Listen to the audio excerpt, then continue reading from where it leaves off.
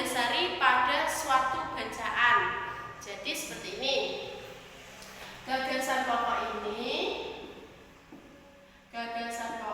itu ada 3. Gagasan pokok ada 3.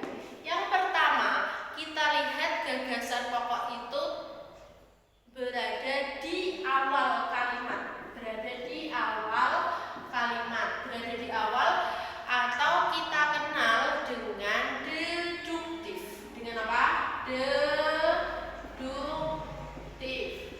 Yang kedua, gagasan pokok yang terletak di akhir.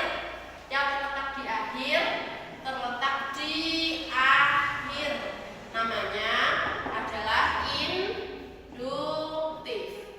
Kemudian gagasan pokok yang terletak di awal kemudian ditegaskan kembali di akhir, awal dan akhir, namanya campuran.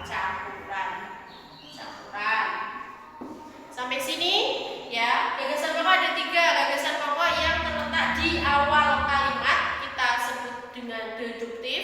Gagasan pokok yang berada di akhir sebuah kalimat kita sebut dengan induktif.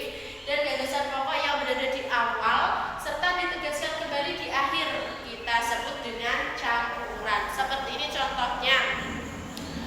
Ya, gagasan yang berada di awal kalimat. Contoh, siswa kelas 4 selalu membiasakan pola hidup bersih. Terbukti kelas 4 adalah kelas yang terbersih. Tidak ada sampah satupun di dalam kelas. Upaya siswa kelas 4 untuk mewujudkan kebersihan dengan cara piket kelas, kemudian membuang sampah secara bergilir dan kesadaran dari diri masing-masing. Oleh karena itu, kelas 4 adalah kelas yang paling bersih. Ya, berarti gagasan pokoknya terletak di awal, yaitu kelas 4 adalah kelas yang paling bersih. Bagaimana upaya mereka untuk mengusahakan kelas itu supaya bersih? Tadi ya disebutkan ada piket kelas, kemudian membuang sampah, ya. Itu gagasan utamanya ada di awal kalimat, disebut dengan deduktif. Baik. Kemudian selanjutnya gagasan pokok yang ada di akhir kalimat. Seperti ini contohnya. Pagi hari ini Bu Fitri menyiapkan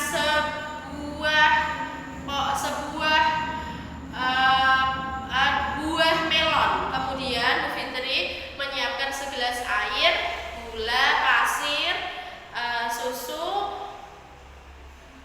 gelas, dan es batu. Setelah itu Bu Fitri memotong-motong melon tersebut menjadi bentuk dadu. Setelah itu potongan melon ini dimasukkan ke dalam blender, diberi air, diberi gula, ditambahkan susu, kemudian di blender. Setelah halus dituangkan ke gelas. Ini adalah cara membuat jus melon, ya. Ini adalah cara membuat jus melon. Itu berarti gagasan pokoknya apa? Cara membuat jus melon. Itu berarti gagasan pokoknya berada di akhir, ya. Berada di akhir. Beda kan dengan yang Ibu beri contoh di awal tadi. Kalau di awal tadi upaya kelas 4 adalah kelas yang paling bersih. Kalau ini tadi diawali dengan pernyataan umum dulu, menyiapkan bahan-bahan, menyiapkan buah melon, kemudian baru gagasan pokoknya ada di akhir. Ini cara membuat jus melon. Seperti itu, paham ya? Gagasan yang ada di akhir namanya apa?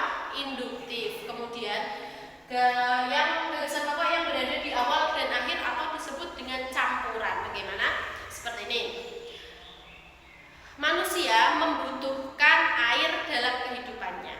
Tidak bisa dipungkiri kehidupan manusia itu tidak terlepas dari air, mulai dari memasak, mencuci, terus minum, dan kebutuhan pokok lainnya. Bahkan kebutuhan seperti irigasi sawah, kemudian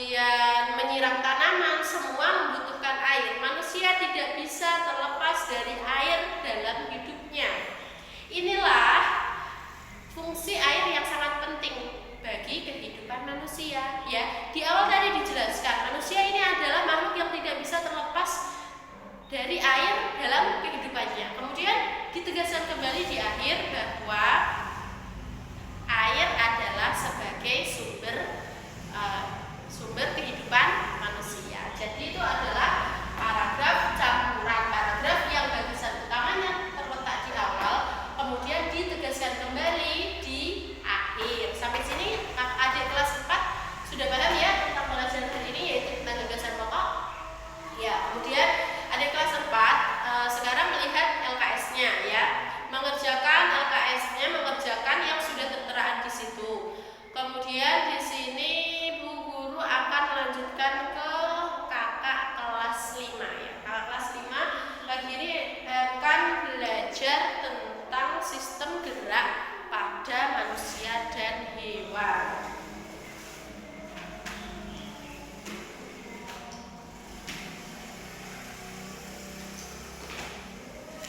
Di sini Bu Guru punya sebuah gambar. Alat gerak itu apa sih? Alat gerak adalah alat yang digunakan untuk aktivitas fisik setiap hari kita. Misalnya, alat gerak pada manusia itu apa?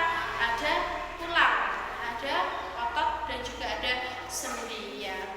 Di sini seperti itu juga, hewan juga seperti itu. Dia juga punya alat gerak.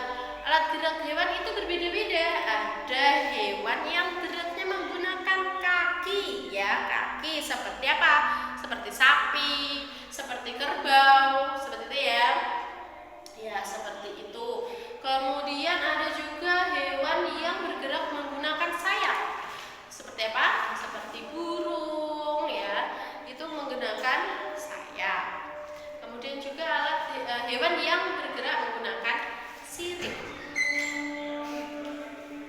Menggunakan sirip atau menggunakan sirip seperti ikan. Ya. Di sini Bu Guru punya gambar.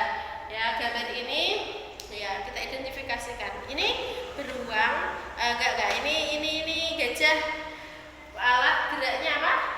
Kaki, betul. Kalau ikan, alat geraknya adalah sirip. Kemudian kalau burung, alat geraknya adalah sayap. Betul. Jadi alat gerak itu adalah alat yang digunakan untuk aktivitas fisik sehari-hari. Alat gerak itu tadi ada yang dipunyai oleh manusia dan juga ada yang dipunyai oleh hewan. Berdasarkan gambar ini sekarang kakak kelas 5 melihat buku panduannya, buku LKS-nya, kemudian cocokkanlah gambar yang ada di situ.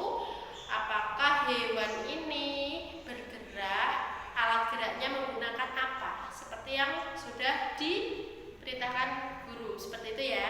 Baik, untuk adik kelas 4 dan kakak kelas 5 mengerjakan tugas dengan sebaik-baiknya. Baik, terima kasih. Assalamualaikum warahmatullahi wabarakatuh. Hari ini telah selesai. Sampai jumpa besok.